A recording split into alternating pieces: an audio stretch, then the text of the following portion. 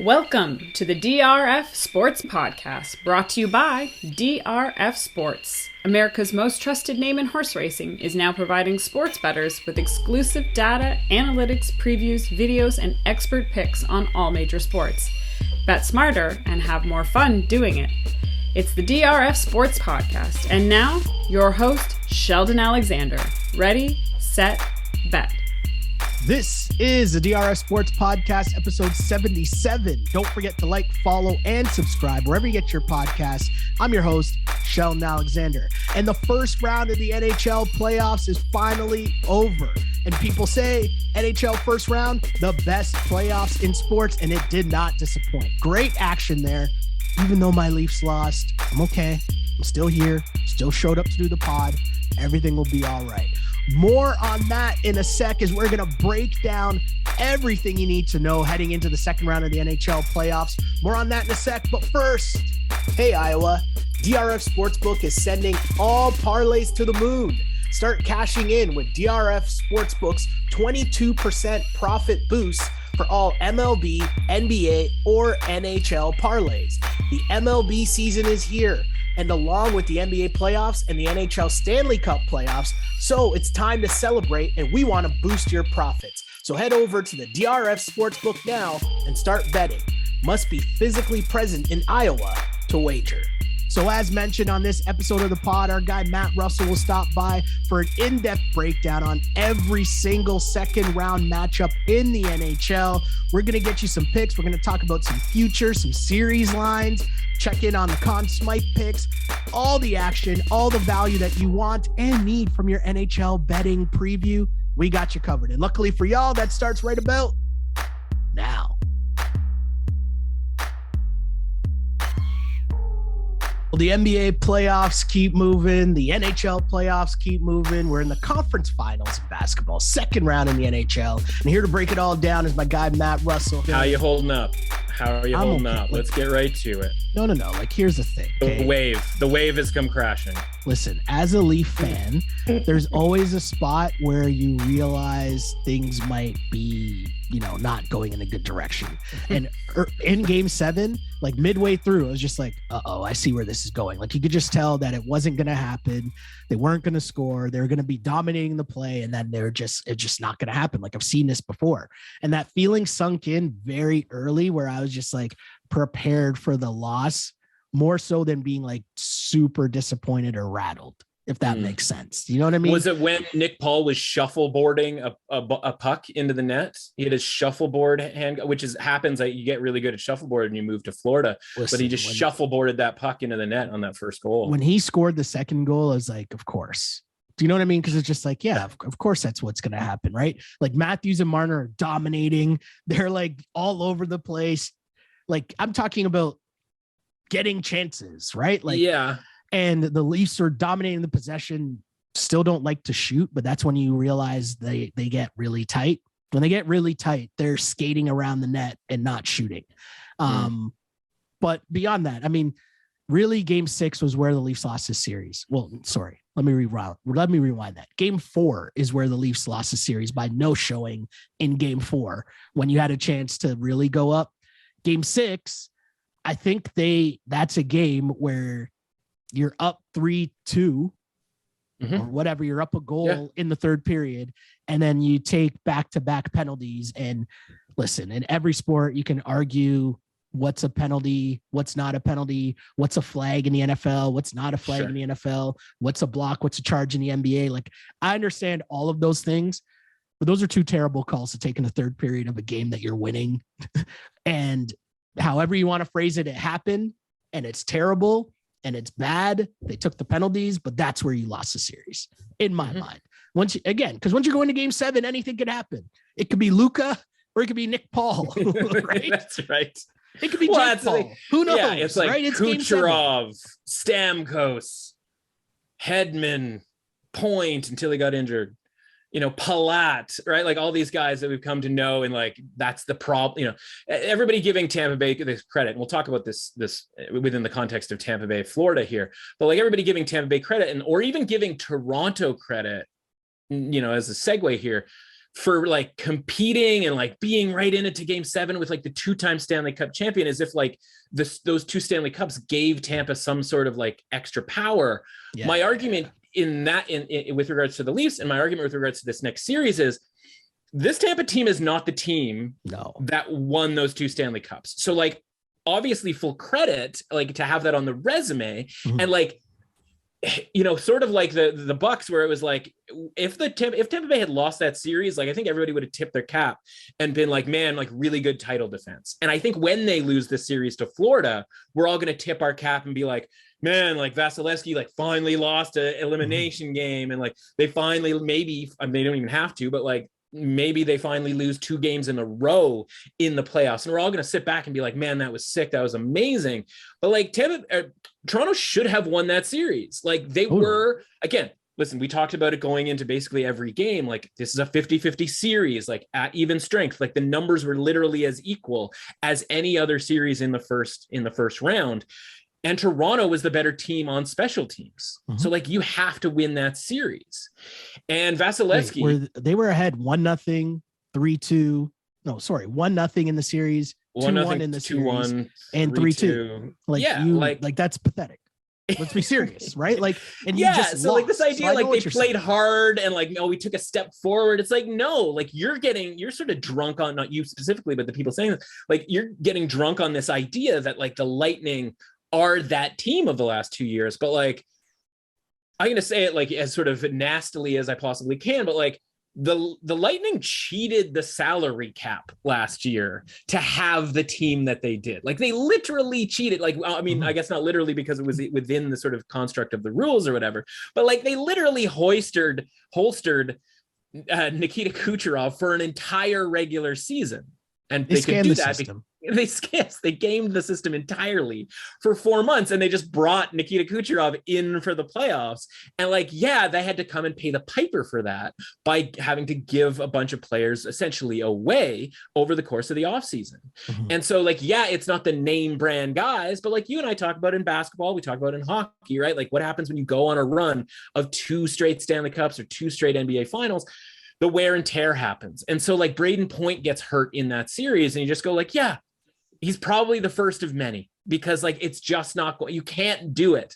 You cannot do 3 in a row. And maybe Tampa Bay pulls it off. That would be wild. But Vasilevsky wasn't Vasilevsky. He had a -2 even strength goals saved above expectation, which I realize is a mouthful, but basically means like, how good were you relative to an average goalie?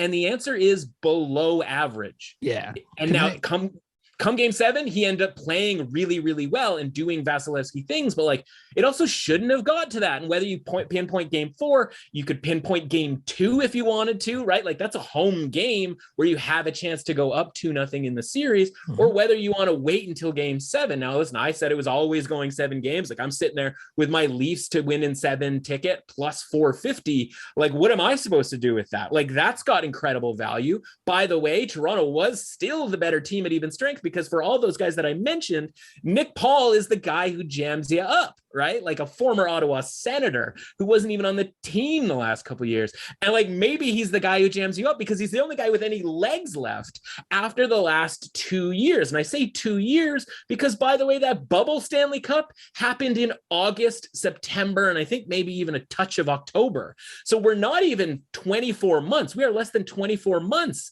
into Tampa. If they won the Stanley Cup, that would be 3 playoff runs in 24 months. Like I'm finding that hard to believe that that's going to actually occur. And so like, this was your opportunity, and you can say like, oh, defending Stanley Cup champs, you were favored in the series and you didn't get it done. And like, that has to mean something. Yeah, no, I'll just say this about the Leafs. And I think that, you know, I've made a point. I'm not watching any of the quote unquote hot takes. Like there's maybe like 2 people that I want to actually hear their take on what happened to the Leafs or what they should do going forward. Maybe 2 people. I'm not going to mention them, but my point is, it's maybe. Like, no. But I'm saying like, my point is all the like narrative cliches that like, oh, they choked, or like it was the back-to-back Stanley Cup champs, like those extremes, like they just lost, right? Yeah. Like when the game ended and I was like, you know what? I think they played really well in this series. I think it came down right to the wire. Obviously you lost a 1-goal game in game 7. You didn't like get blown out. You didn't no-show. You came back at multiple points where I thought you were dead. You played well and you lost. That happens sometimes in sports. Yes. And it doesn't mean I'm going to blow up the team. You don't need to trade Mitch Marner. You don't need to trade anybody. Your team, you don't need to fire your whole front office. Like there's no like extremes to me. It's just like you lost. Yeah. And that happens sometimes. When your history and recent history is surrounded by sort of catastrophe, right? Whether it's blowing a 3-1 lead to Montreal, whether it's losing to Columbus, which nobody gave anybody sort of any respect to in the bubble, whether it's like getting out to a lead against Boston and having that catastrophe happen, right? You become used to reacting as though a catastrophe has happened, when in reality, that's why we're here breaking down numbers and stuff like that. You just lost.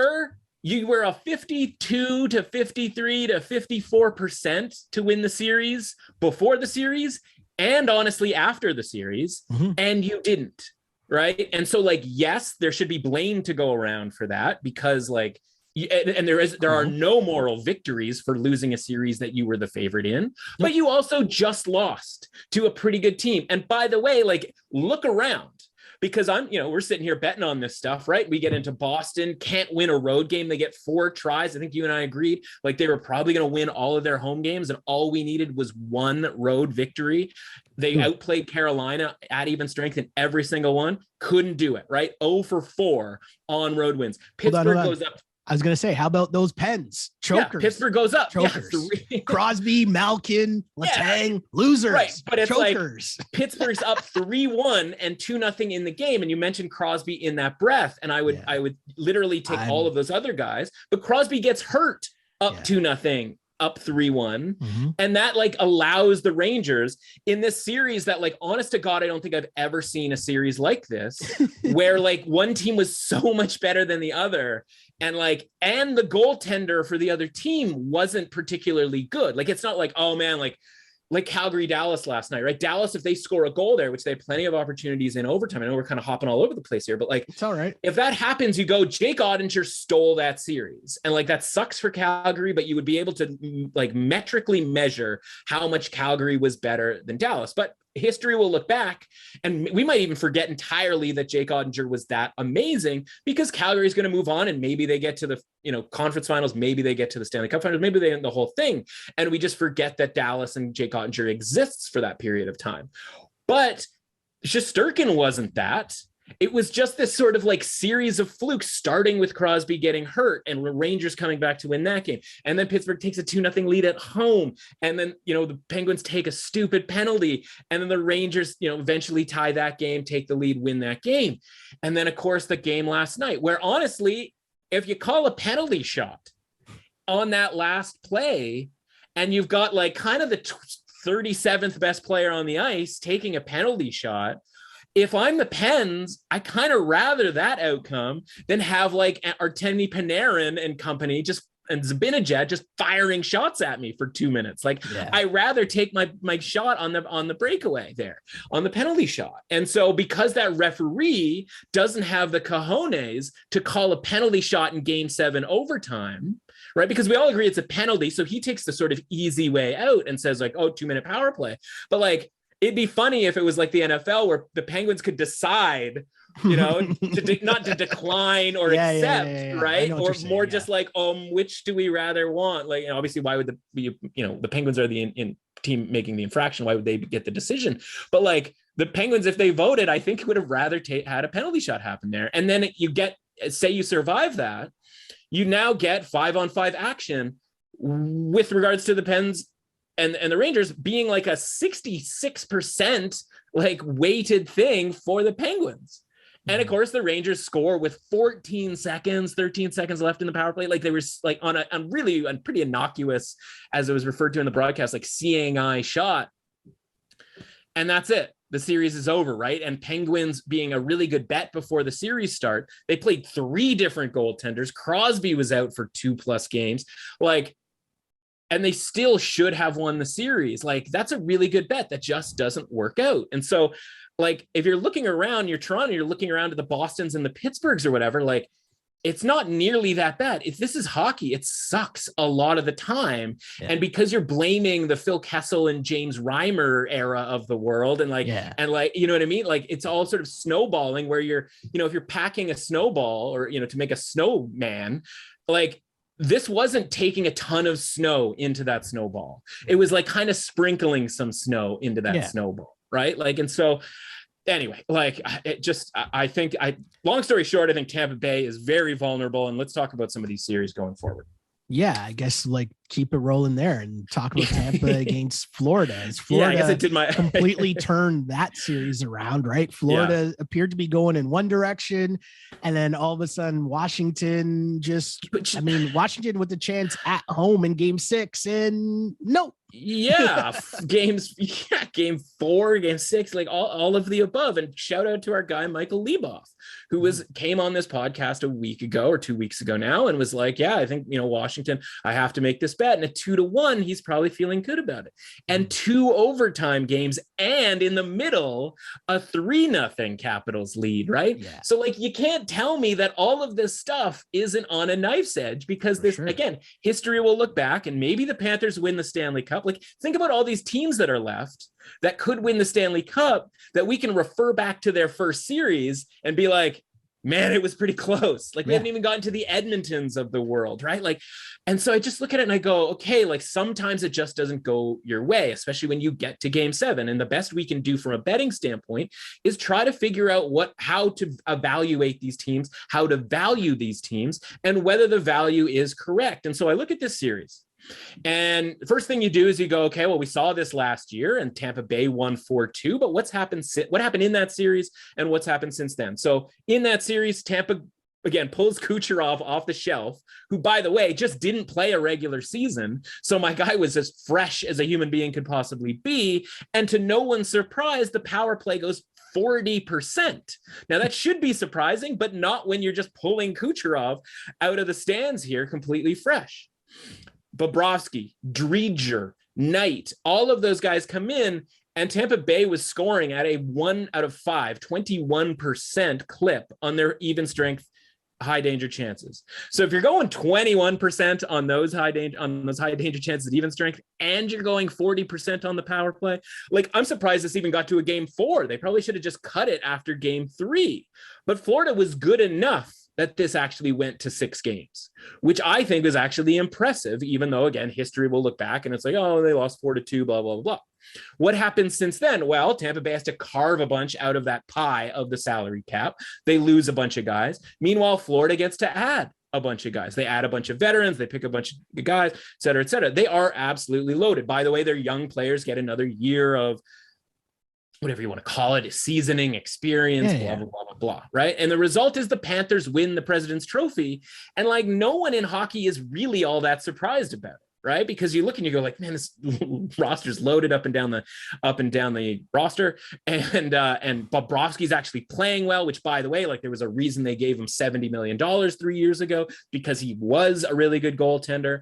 And so the metrics love him. Right. And which they should, like, the home ice win rate is off the rails, like all of that stuff. So my numbers are automatically going to say like Florida by $1 billion here against kind of almost anybody. And it's up to sort of handicap with our eyes here. And so the playoffs roll around, and there's really no reason to believe that they're going to have trouble with Washington, but they do. And so everybody looks at it because it's Florida. They don't get any of the benefit of the doubt for struggling, quote unquote, in the first round.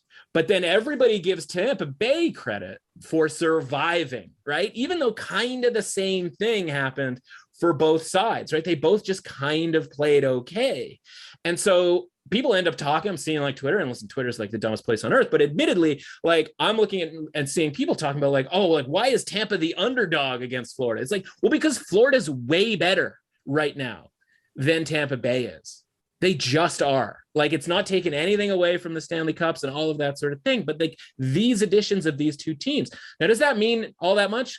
The answer is probably not. This probably goes 7 games. It's probably overtime in Game 6 or 7, and we're on that knife's edge again.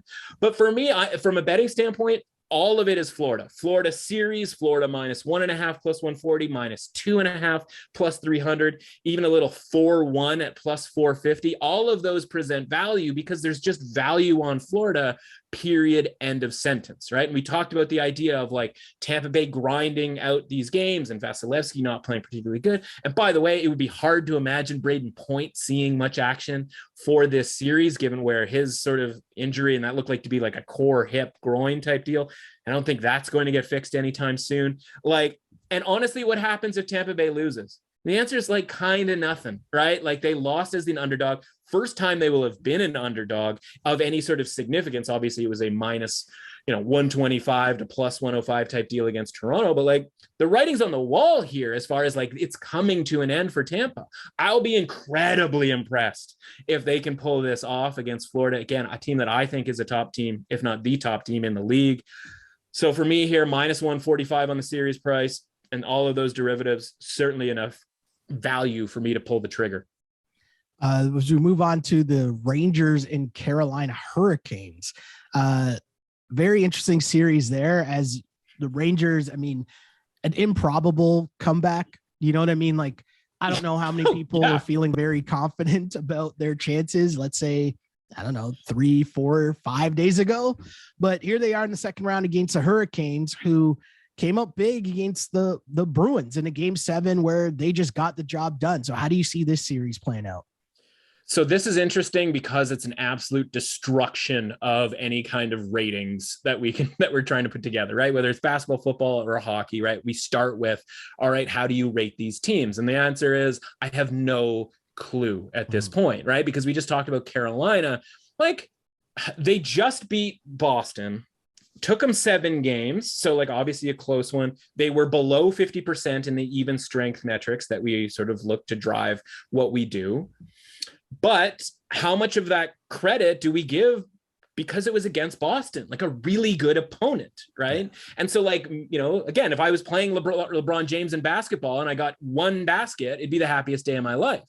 But no offense to you, but I would like to think I could get more than 1 basket if you and I played basketball, and like I wouldn't have to have a parade if I did, right? And so like the point is like, the Canes are going from playing the LeBron James, and this is a really sort of random example, I realize getting through this, but like they're playing a really high level team against Boston, conquering them, and like doing so while playing at about a 50% rate.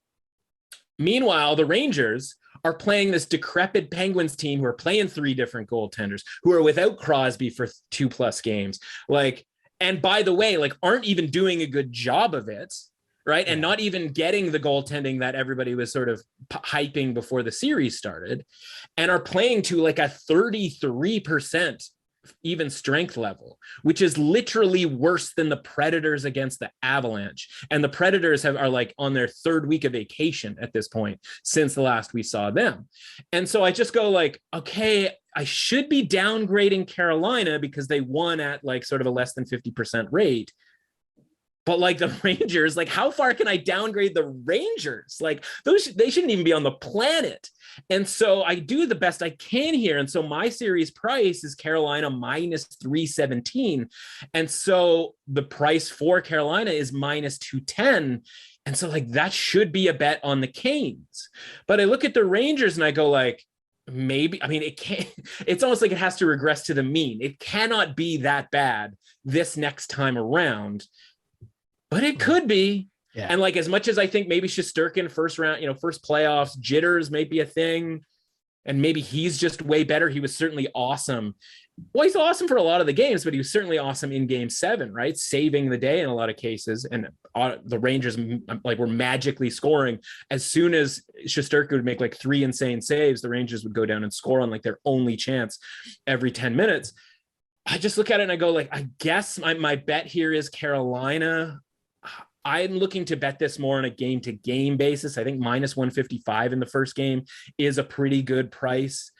And then I would look in the series at like Carolina -1.5 at -115. My numbers make -130 a fair price. So you're getting a little bit of value on the Canes to win this in 6 games or less. I think they can win a road game in game 6 because for all of the sort of chanting and cheering when the Rangers score, Madison Square Garden is not a particularly great home ice advantage for the Rangers. So like, a lot of times I sort of plot out the series and go, okay, can Carolina win a closeout game in game 6? In this case, I think they can. So series wise, Carolina -1.5, but game to game is definitely how I'm going to play this. Carolina -155 in game 1. We'll get back to the pod in a sec, but first, be a pro and win. Introducing DRF Sports all new premium data feature on drf.com/sports. For $99 a year, which is just $8.25 a month, you can get industry leading betting trends, angles, and analytics. With so many big sporting events here, it's the best way for you to make some money this postseason and have fun while doing it. That's DRF Sports Pro. Sign up now at drf.com/sports. Calgary and Edmonton, obviously the Battle of Alberta, making a lot of noise north of the border here in Canada. But overall, as we look at that series, Connor McDavid putting the squad on his back with a big boy performance in game 7, and the Flames 6 and 5 and 4. Yeah. You mentioned it, right? And it's funny, and I'm not saying this as an all-time defender of the Leafs and Austin Matthews, but I did find it funny. People being like, oh, that's what, Austin Matthews needed to do that for the Leafs. And that's the difference between McDavid and Matthews. And it's like, they're playing the Kings, right? And like Austin Matthews is playing against Victor Hedman, and let's slow down here. And Vasilevsky, anyways, not the point. Let's not get deterred because I'm just, still bitter about the Leafs losing. But Calgary and Edmonton, we look at that series. How did they match up? As Calgary, dominated that play in the game 7, but it's still, they almost lost. It came really, really close to Calgary losing that series. So how did they shake that off as favorites, pretty heavy favorites going into this series against Edmonton? Yeah, and I think 2 heavy favorites for a couple of different reasons. One, the number's -200. And Edmonton's +170. Now, this isn't basketball where you just go, okay, who's the best player in the series? And you just look at Connor McDavid. But I certainly don't feel like betting against Connor McDavid at this point in time, and what about betting against Mike Smith? But that's the thing. We asked Mike Smith to do just average. And Mike Smith ended up better than average in 4 games.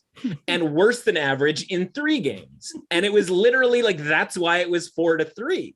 You know what I mean? It's there's average over the course of 7 games, and then there's consistency over the course of 7 games. Yeah. My guy, Mike Smith, was better than average, but he was not consistent in those games. And so I just look at it and I go, yes, okay, Calgary's gonna have the advantage in goal and all of that sort of thing, and blah, blah, blah. But yes, Calgary should be favored. I would probably have this closer to a -150 because we talk home ice advantage and that type of deal. Both those places are going to be rocking, but not a long trip, not a arena that either team is unfamiliar with. They play each other all the time. They've played each other when it was empty a billion times last year. They have played each other when it was full, et cetera, et cetera. And so I'm not going to go crazy on this. This isn't they're definitely going to win, but at +200, I have to bet the series price on Edmonton. And I'll be looking at Edmonton +1.5 in the same way that we cashed Dallas +1.5. And that, I think there's a real chance this ends up back in Calgary for a game 7. And at +1.5, the price is -135. I've got fair price at -180 that this series goes 7. And listen, I've been to Alberta once in my lifetime, had a great time. Stampede, recommended highly. Banff, delightful place, etc. I don't really care that these 2 teams are from Alberta. I care that the hockey is going to be sick. I care that it's going to be passionate. I care that there's probably just going to be a crater left wherever Alberta used to be 2 weeks from now. All of that stuff is really, really fun. And a lot of it is hype, but it's going to translate onto the ice as being really entertaining stuff. And so hopefully nobody gets injured and there's no sketchy stuff happening. Listen, maybe Connor McDavid will actually get a penalty called on something that people do to him. Unbelievable, this league, the way that they don't I don't even want to say cater to, but like even have any respect for a guy who is as awesome and fun to watch and could drive interest. Like this could be the battle of the moon, and like people should be watching it for what Connor McDavid is capable of doing. And honestly, like the Flames are a really entertaining team as well. And so I just look at this going like, price is too high. Going to take Edmonton. Don't love it because we are sort of, at the behest of what Mike Smith feels like, but Mike Smith can play really well in spurts, right? I don't know that they're going to need a Jake Ottinger performance out of Mike Smith. They're just going to need not average, because all they needed was average from him to beat the Kings. They're going to need above average, but he's capable. It's against a former team of his, all of, those sort of cliches. I think this goes 7. I think plus 200 is a really good value. I'm not even dying to bet the game because I think actually that's pretty fair for the first game. Calgary minus 155 at home. Like that makes a ton of sense to me. It's really more just a series value type situation here. I think Edmonton can compete, and I think this series is going to be close, and it's going to be fun as hell. Yeah, one more second round series for us to break down here, and it's Colorado and St. Louis. This is a super interesting matchup because I'm still waiting, and I can't wait to see when the breakthrough does happen for the Avs and Nathan MacKinnon. You know what I mean? And this is go time, but this is a tough matchup for them in the second round against the Blues, no? Yeah, I think you're right. And you make a great point, man, about the Avalanche, because everything with the Avalanche is theoretical. And what I mean by that is like, yes, you look at the roster and all the individual players, and it all should add up to an absolute wagon. They should cruise through, to the Stanley Cup final and like blah, blah, blah, blah. But like, we never get a chance to see it because either the opponent isn't good enough to test them, or there's always some sort of excuse, right? So like last year, let's go all the way back because it's fun to go back to last year, because guess what? They played the Blues in the playoffs last year. And so last year's series, a 4-0 series sweep, but the Blues were without David Perron. They were a bit of a different team. Tarasenko had been sort of all over the map as far as an injury situation was concerned. Like this was not that St. Louis Blues team. Meanwhile, at the end of that series, Nazem Kadri gets suspended, who is sort of a, checking sort of troublemaker type forward. Like he's a key cog. But then they go and they look great in the first couple of games against Vegas, and they sort of throw everybody off the scent. And then Vegas wins that series, comes back and wins that series. And you go like, and Colorado looked like they couldn't do anything. And I go, oh, they were without Kadri. And like we got to make a goaltending change, right? Like we have to make a big switch here. We got Darcy Kemper, blah, blah, blah. And then this season rolls around and like everybody sort of gets hurt for like 10 to 15 games at a time. And so even though they even strength metrics and all of that stuff, like they're good, but like they're about as good as the Bruins. They are not as good as Florida. They are about as good as, the Maple Leafs and a handful of other teams. Like they are sort of top 5-ish. And you don't want to mess with them on the power play, obviously, and blah, blah, blah. But the power play wasn't even that electric this season. And so you look at the metrics and you go like, like this is pretty good. This is the second round of the playoffs though, right? Like you're probably going to play another like pretty good team. And so like the good news is, I suppose, is like they've run out of excuses. They are healthy now. And so in theory, they should be really good. The problem is I just don't, as somebody who likes to see some numbers, see some evidence, we just don't have that yet. Because they've been, they've lost to the Dallases of the world in the playoffs. They have lost to the Vegases of the world. Like, where's Vegas, by the way? You know what I mean? Like, they lost to Vegas. It's so wild. Like, people are tripping over themselves to bet on Colorado. And it's like they lost to Vegas, who then lost to Montreal last year. And then Montreal, now obviously a bunch of stuff happened with Montreal, but like then Montreal finished dead last in the NHL this year. Like, where is the evidence that Colorado is great? Like, I love watching Nathan MacKinnon. That guy's amazing. Like, he's just badass, frankly. And Cale Makar might be arguably the best player in the league at this point. Who knows? But that's kind of the point. Who knows? And so you're going to sort of price this as kind of like this magical world of minus 400 for them to beat the Blues, who this Blues team, we talk about all the time. You win a Stanley Cup, you have a natural dip. Maybe it's because the goaltender kind of came out of nowhere to win that Stanley Cup. And like maybe the next couple of years are a little bit of gravy for him. Maybe there's a salary cap issue where you have to get rid of a defenseman or this, that, or whatever. But this year they had 9 20-goal scorers on that team. This is a team offensively that has been as better than, frankly, any other previous edition of the Blues. So they can score with Colorado in this series. And meanwhile, you go, okay, well, what happened in that series? Why it was a 4-0 sweep? Well, how about, we talked about the Tampa Bay Lightning going 40% on the power play against Florida last year. The Avalanche were 50% on the power play against St. Louis last year. Like, that is outrageous. Like, you're going to get swept a lot of the time when you give up 50% on the power play. This year, again, regular season numbers, different type of deal here. 5th in penalty kill are the Blues. 2nd in power play efficiency at 27% on the power play. They can match up in the special teams. So like if Colorado takes a penalty, if Colorado gets a power play, it's not chaos. It's not a disaster for the Blues here. But fundamentally what's going to happen here is this is going to just come down to, guess what? Goaltending. And it's going to come down to what version of Binnington we get.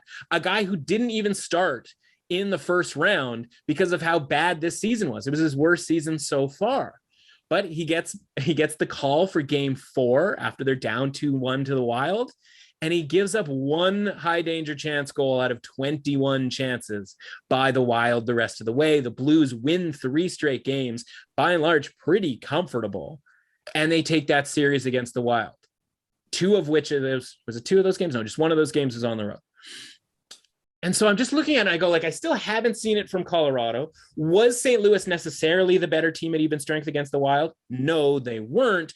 But knowing that they're going to have at least, I don't want to say special teams advantage over Colorado because that sounds crazy to say, but like that they can match up at even strength.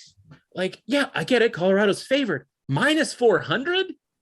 I don't think so. Now, the problem is like backing St. Louis at plus 300, plus 310, something along those lines. You're going to lose that a lot of the time. So let's try to find some bets that we can win here, right? Over 5.5 games, minus 140. That's a bet I think we can win. Blues on the money line when the game is in St. Louis, because honestly, game 1 and game 2 are pretty fairly priced at about minus 200, minus 220 for Colorado. So it's not that I want to fade Colorado at home. It's more I'm going to sort of take some series stuff. By the way, Blues to win in 6, 4-2 is 10-1. So instead of betting on Colorado, instead of betting on St. Louis, I'm just going to hope that St. Louis can get a split in these first 2 games. That's going to make my over 5.5 total games bet a lot more valuable. I'm looking a little bit at maybe some St. Louis plus 1.5 for the series at plus 145. That's pretty good. Again, that sort of assumes, okay, St. Louis can get to a game 6. Maybe they're up 3-2. Maybe they're down 3-2. But again, that would then act essentially as a money line bet. And I'm looking to bet on St. Louis when they're at home on the money line already. So I'll bet them on game 3 and game 4 on the money line. I will have plus 1.5 for the series price, hoping that there's action for game 6. I won't necessarily need to double down or anything like that. If you're feeling frisky, instead of the plus 300 for the series price, 10-1 St. Louis to win in 6 games would be the way that I would go. A little bit less investment for a higher payout. I think St. Louis can compete in this series, man. And like, I'm not dying to fade Colorado necessarily, but the excitement over Colorado is just a little excessive for my liking. Totally great stuff as always. Totally understand where you're coming from. And the playoffs have just been incredible so far. And I have no doubt that they will continue to entertain us night in, night out as we head into the summer. Sounds weird to say, but either way, my dude, where can the people find you online to get more of your information and education, as I like to say? I tell you where they can't find me is online sometime between 7 p.m. and onwards tonight, because again, I am shutting it down. Everybody get some sleep, because these next 2 weeks, as the previous 2 weeks, are going to be electric. Otherwise, at MRussAuthentic on Twitter, I got a couple more previews for these last 2 series, the ones that were decided last night in the NHL. So I got a couple of those. Going to do a little Conn Smythe redux. My guy Connor McDavid's still alive. My guy Matthew Tkachuk's still alive. Both of those guys still, one of those guys is surviving. That's great news. Unfortunately, the bad news is one of those guys is definitely not surviving this next week, but we knew that was going to happen. And then the PGA Championship coming up this week. So we're going to have a couple of different pieces on that as well. Sounds good, my dude. Thanks for stopping by. As always, we'll catch up down the line. Thanks, man.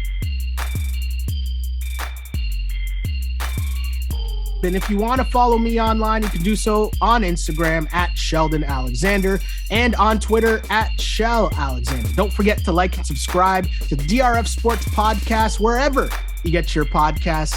Also rate us, review us, like us, all that other fun stuff. But for more from this new project from DRF Sports, just a little reminder, if you're unfamiliar with the letters DRF, it stands for Daily Racing Forum, which has been around for over 100 years, giving you all of the horse racing information, data, and analysis. But now we've taken over the entire sports world. So if you want coverage on every football game, as well as the NBA, MLB, college sports, and more, head to drf.com/sports for all of the details and insights, as the site has all of the data on every game, including offensive and defensive stats, betting angles, line movements, key injuries, team stats, and more. The DRF data is what powers our power trends. So if you want to see which trends our analysts have selected, follow us on Instagram and on Twitter. If you want access to all of the raw data, drf.com/sports. That's where you can find the usual previews as we deep dive into the games. Of course, we got you covered on this podcast. However you want your betting information, we've got you covered. Again, my name is Sheldon Alexander. That's all I got for now. But until next time, see ya. Thanks for listening to the DRF Sports Podcast. Please subscribe, rate, and review the show. For more sports betting advice, go to drf.com/sports and follow on Twitter at DRF_sports.